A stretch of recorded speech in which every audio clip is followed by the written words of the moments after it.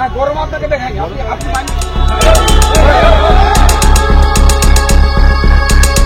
9 জুলাই কেন্দ্রীয় সরকারের শ্রম কোডের বিরুদ্ধে সারা দেশে হয়েছে ধর্মঘট। বাংলার সিপিআইএম সহ ভারতের সবকটা বাম শ্রমিক সংগঠন এই ধর্মঘট পালন করেছিল। ওই দিন দক্ষিণ দিনাজপুরের বুনিয়াদপুরেও শ্রমিক নেতারা নেমেছিলেন বন্ধ সফল করতে। পুলিশ তাঁদের আটকে দেয়।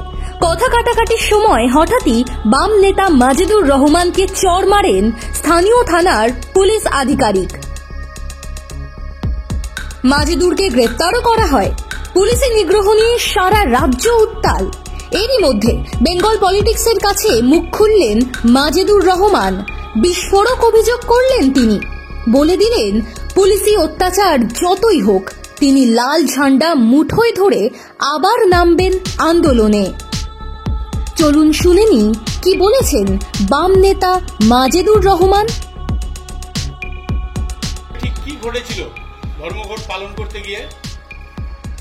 আমরা আমাদের সংগঠনের পক্ষ থেকে 17 দফার দাবিতে আমরা এই সাধারণ ধর্মঘটের ডাক দিয়েছিলাম। এই 17 দফা দাবির মধ্যে আমাদের শ্রমকোড বাতিলের ডাক আমরা দিয়েছিলাম। তার মধ্যে 100 দিনের কাজ চালু করার দাবির ভিত্তিতে আমরা এই ডাক দিয়েছিলাম। আমরা স্মার্ট মিটার তার বাতিলের দাবিতেও আমরা এই ধর্মঘটের ডাক দিয়েছিলাম।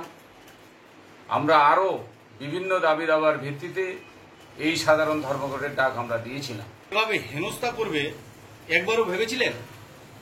না, এটা আমার ভাবার কথা নয়। কারণটা হচ্ছে যে আমি যে পার্টি নেতৃত্ব দেই, আইসি ছাড়া বাকি সাধারণ যারা পুলিশ কর্মী আছে তারা মেজর পার্সেন্ট আমার সম্পর্কে অবগত ছিলেন। জানি না এই আইসি আমার সম্পর্কে জানেন কি না। কারণ এই ধর্মঘটের যখন আমরা চালু করি, আমরা ধর্মঘট চালু করার মিছিল করার আগে প্রায় 30-35 জন পুলিশ কর্মী উনি আমাদের বুনিয়াদপুর ট্রাফিকে নামিয়ে দিয়েছে। আমরা আমাদের সাধারণ মিছিল আমরা একটা করলাম। করার পরে ওই সময় আমাদের কর্মী সংখ্যা খুব কম ছিল, কারণ সকালবেলায় আমাদের সমস্ত কর্মী আমাদের পৌঁছাতে পারেনি। আমরা মোটামুটি 15 থেকে 20 জনের মধ্যে ছিলাম। আমরা যে ধর্মঘট করেছিলাম, আমরা যেভাবে আন্দোলনের মধ্য দিয়ে যে টোটো চালক অটো চালক যারা ছিল তাদের সঙ্গে কোনো অশালীন আচরণ আমরা করিনি। আজকে স্টেট বাস, ট্রাক, লরি তাদের সঙ্গে আমরা খুব ভালো ব্যবহার করেছি। বিশেষ করে যেসব গাড়ি রিজার্ভ ছিল, ধরেন অ্যাম্বুলেন্স, কেউ হয়তো ডাক্তার দেখাতে যাচ্ছে, তাদের আমরা পিকেটিং ছড়িয়ে আমরা নিজের দায়িত্ব মনে করে তাদেরকে আমরা পাস করিয়েছি। আমাদের কোনো খারাপ আচরণ কিন্তু ছিল না। আপনাকে গ্রেপ্তার করা হয়, পরে আপনি জামিন পেয়েছেন? গ্রেপ্তার হঠাৎ আইসি কিছু ফোর্স নিয়ে নামলো। আমাদের আন্দোলন চলছে, আমরা গাড়ি নিজেরাই পাস করিয়ে দিচ্ছি, আবার কাউকে হয়তো 2-1 মিনিট দাঁড় করাচ্ছি, বুঝাচ্ছি।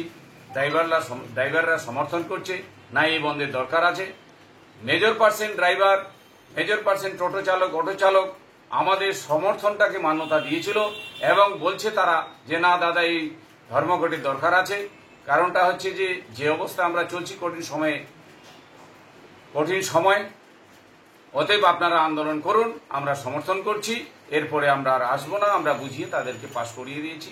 হঠাৎ আইসি সাহেব কিছু ফোর্স নিয়ে নেমে মনে হয় মাফিয়ার মতো রাস্তার চৌধুরী হোটেলের সামনে বুনিয়াদপুর ট্রাফিকের আগে মনে হয় কোনো পার্টির হয়তো দলদাস হয়ে মাফিয়াগিরি শুরু করলেন এবং আমাদের কমরেডদের রেপ দিয়ে লাঠিচার্জও করলেন, করিয়ে রোড থেকে তুলে দেওয়ার চেষ্টা করলেন।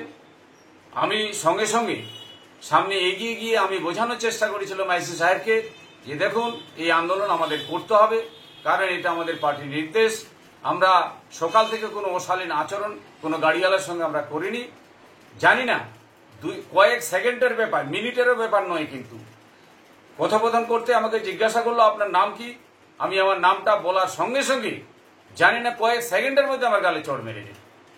চোর মারার পর আমাকে যেভাবে হেনস্থা করে তারা আমাকে অ্যারেস্ট করলো সেটা একটা নেককারজনক ব্যাপার এবং নোংরামি ভাবে মনে হয় আমি কোনো দুর্ঘটনা ঘটেছি, মার্ডার করেছি, কোনো ড্রাইভারকে হয়তো মার দিয়েছি, কোনো গাড়ি ভাঙচুর করেছি, আগুন ধরিয়েছি। ভাবটা পুলিশের এইভাবে ছিল। আমাকে চেংডলা করে আমাকে গাড়ি তুলে নিয়ে গিয়ে থানায় আমাকে গ্রেপ্তার করে লোকাবে ঢুকিয়ে দিল। আর জানি না আইসির আমি কি অপরাধ করেছিলাম। তার ঘটনার পর আবার কি আপনি দলীয় মিছিল এবং কর্মসূচিতে যাবেন? অবশ্যই যেতে হবে, অবশ্যই যাব। কারণ আমি একটা পার্টি করি, আমি সংগঠন করি, আমার দায়িত্ব আছে। আমি বংশীহারির এরিয়া কমিটির সদস্য এবং আমি যে সাধারণ ধর্মঘট, তার মধ্যে বিশেষ করে আমাদের যারা শ্রমিক খেত মজুর, তার সেই সংগঠনের আমি জেলা নেতৃত্ব। অবশ্যই আমার দায়িত্ব আছে যে এই আন্দোলন আমাদের চালিয়ে যেতে হবে। আমি চাইছি আগামী দিনে যেন এই আইসির একটা ভালো ধরনের সাজা পায়, তার আন্দোলন আমার পার্টির পক্ষ থেকে আমাকে চালিয়ে যেতে হবে। পার্টির নেতৃত্বরা আছে, আমার বাইরেও ওনারা ভাববেন। এই হচ্ছে আমার আলোচনা। রাজ্য স্তরে কি আপনাকে ফোন করেছে? কি বলেছেন তাদের? অবশ্যই আমার যে নেককারজনক ঘটনাটা, এটা তো শুধু বুনিয়াদপুরের মধ্যে সীমাবদ্ধ বা বংশীহারের মধ্যে সীমাবদ্ধ ছিল না। এটা সঙ্গে সঙ্গে ভাইরাল হয়ে গোটা পশ্চিমবঙ্গ, গোটা ভারতবর্ষ, আমার তো মনে হচ্ছে এখন অল ইন্ডিয়ায় বাড়ি বাড়ি পৌঁছে গেছে। সেই হিসাবে রাজ্য সম্পাদক অবশ্যই দায়িত্ব নিয়ে উনি আমার সঙ্গে সরাসরি কথা বলেছেন এবং আরো অন্যান্য রাজ্য নেতৃত্ব সরাসরি আমার সঙ্গে কথা বলেছেন। আমি পার্টির সঙ্গে একমত। আমার পার্টি যা সিদ্ধান্ত নেবে, যেভাবে আন্দোলন করবে, সেই আন্দোলনে আমি অবশ্যই সামিল হব। আমিও চাইছি পার্টির আন্দোলনটা চলুক। আগামী দিনে আরো বৃহত্তর আন্দোলনের চিন্তা ভাবনা পার্টি নিয়েছে, সেই জায়গায় আমাকে অবশ্যই সামিল হতে হবে। আপনাকে হত্যা করার ঘটনায় সারা বাংলা ক্ষোভে ফুঁসছে।